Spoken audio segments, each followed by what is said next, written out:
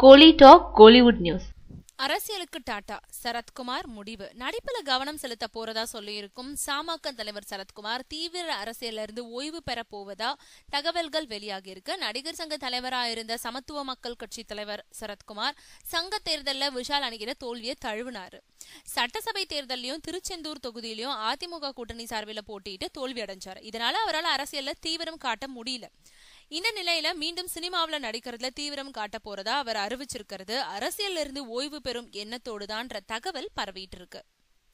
சரத்குமாரோட முடிவு பத்தி அவருக்கு நெருக்கமான வட்டாரங்கள் என்ன சொல்லியிருக்காங்கன்னா, அரசியல்ல தீவிரமா இருந்ததுனாலதான் திரையுலக பயணம் பாதிக்கப்பட்டதா சரத்குமார் நினைக்கிறாரு. இப்போ சட்டசபை தேர்தலையும் தோத்துட்ட நிலையில சினிமா வாழ்க்கைய பழையபடி தொடர நினைக்கிறாரு. அதனால திரையுலகம் சம்பந்தப்பட்டவங்களோட நெருக்கமாக இருக்காரு. அரசியல் பிரமுகர்களை சந்திக்கிறத தவிர்த்துக்கிட்டு இருக்காரு.